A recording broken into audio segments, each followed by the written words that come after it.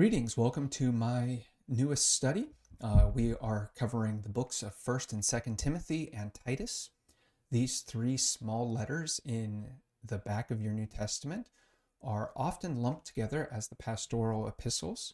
These are three of the four books that are reported to be Paul's letters to individuals instead of churches, the other one being Philemon. These three books, though, are meant to be read as books to Paul's co-workers shortly before his passing, shortly before he was executed by the Roman government in about AD 65. These books are written to Timothy, who was the bishop or an overseer in Ephesus, and to Titus, who had the same office in Crete. And the idea of the books is that Paul is writing to the overseer in a way that is meant to be a public letter. This is kind of the idea of a public letter today, where an individual might write an open letter to the president or something along those lines, where it is addressed to an individual person. However, it is addressed or written in such a way that it is meant to be read by a larger audience. In this case, the churches at Ephesus or the churches in Crete. And the idea is that not only is the person being addressed gaining some insight from the author of the letter, but also the people who are to be under that person's influence, in this case Timothy or Titus, will hear this letter read and understand what their role is supposed to be. They're supposed to understand who the recipient is. So who is Timothy and what is his responsibility to the church? And then if you are in that church, how can you support him? Now, I have used a lot of qualifiers on this in opening this, in talking about purportedly written by Paul. And that is because most New Testament scholars today would make the case that 1st and 2nd Timothy and Titus were not written by Paul, but were written later after Paul's death. They are generally regarded as late additions to the New Testament, and that they are from a pseudepigraphal perspective. That is, they are meant to be written as if from Paul to these individuals, but they are really written later in the church or later in church history to address current to that time concerns. So maybe 20, 30 years after Paul's death, these letters are written in order to address concerns at that time. Now, I am not terribly qualified, or at least not qualified enough in my own mind, to make a judgment on whether these whether the case that the scholars make is accurate. So what I am going to do instead is present just a little bit about what it means to be an author, and then hopefully you can kind of draw your own conclusions. I will say that the church traditionally, throughout the millennia, have found these letters to be useful for church governance, for church life, and for individual use. In other words, the church has always found that these letters belong in our New Testament. And so, in some respects, authorship does not make a huge difference. The idea is that these letters show the work of the Holy Spirit in the church. And so, there is a sense in which we can accept them, even if they are not authentic in the ways that we sometimes think of that. And there are other cases in the New Testament where we don't know the authors, but we say that the church, or that the Holy Spirit had worked through them, and that the church can profit from this. The most famous example is the Gospels. None of the Gospels has an author associated with it. None of the Gospels say this is from Matthew or Mark or Luke or John. That is church tradition assigning names to the specific works because we have church tradition that says these individuals wrote Gospels, or this seems like a likely candidate for this Gospel. And so we have maintained this assignment, this designation to the work. But we don't know who wrote any of those books. They are anonymous works. And so these letters can fall under that. Now, that being said, let's take a second and talk about authorship, because authorship is not always clear cut. Authorship, and especially now and in the world of Paul, authorship can mean different things. Authorship can mean that Paul assigned the writing of a letter to a scribe and said, hey, here are the themes that I want to address, talk about them.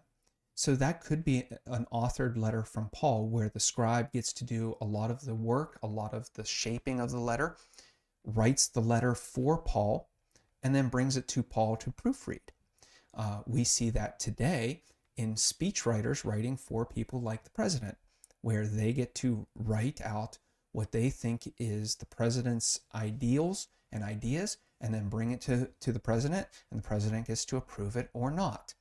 And that kind of thing did happen. Is that still a letter authored by the person? I think so. There's also a case to be made that what this is, what these letters are, is that Timothy and Titus were not with Paul when he was executed by the Romans. And Paul, before his execution, sat down with a couple of people and wrote out or talked to them about, hey, make sure that these messages get sent to these individuals.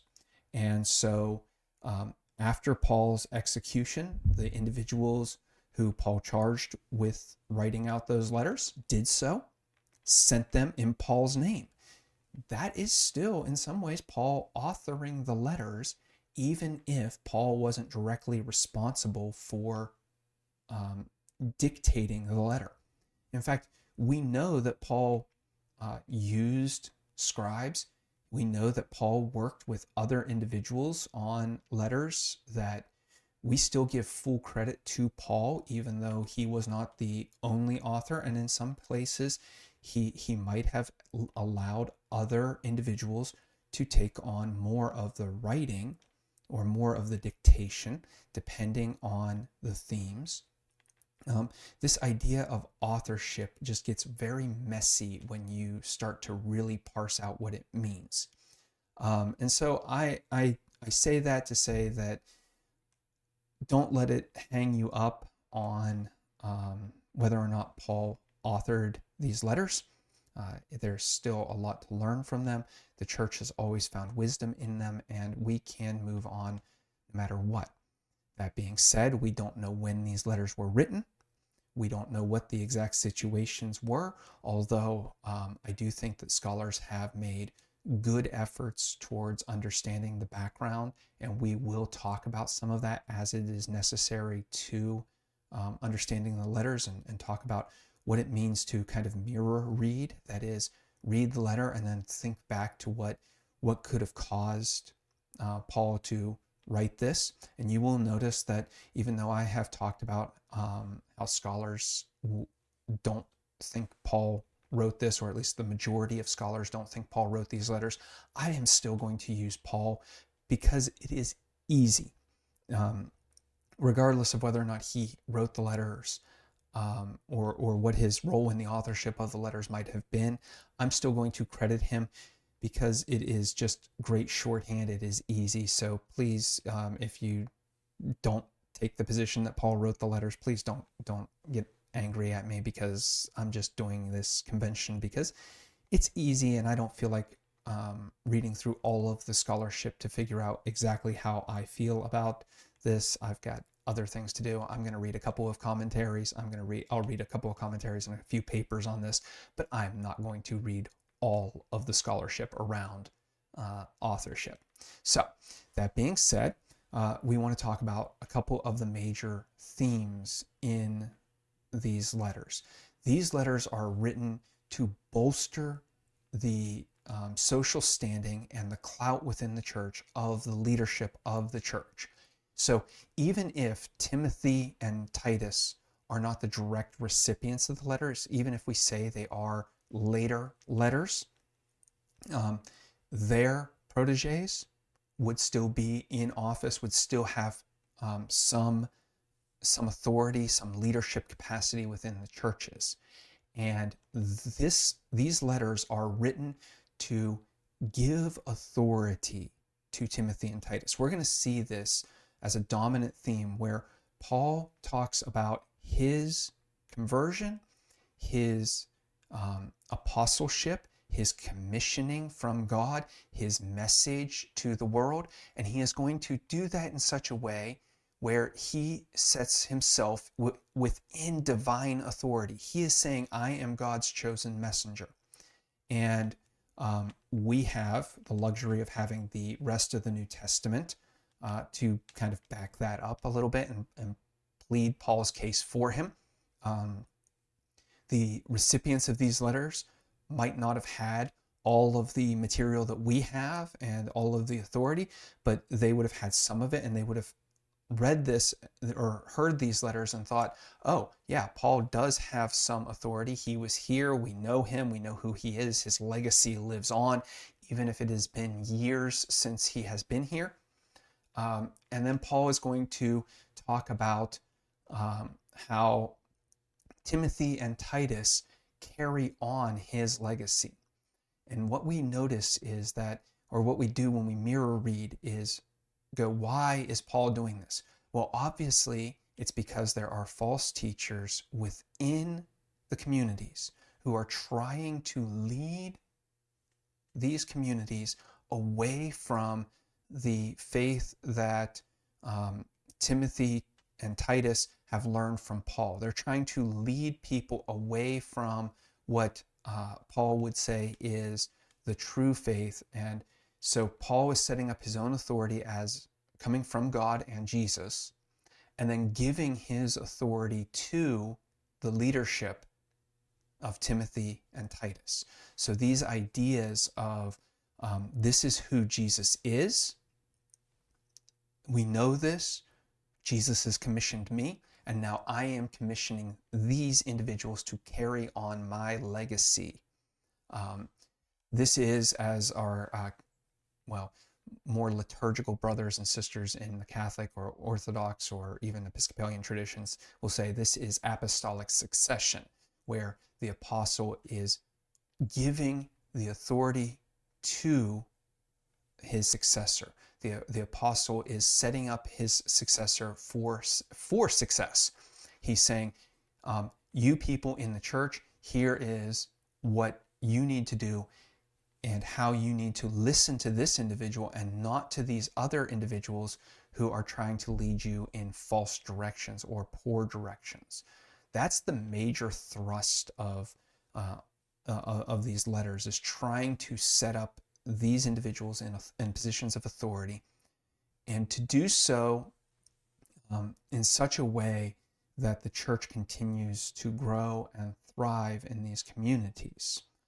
To do that, Paul is going to use a lot of different small themes. He's going to weave them around, but it all comes back to this idea of, here is your new authority, and I, who have completed my journey, now give authority to you.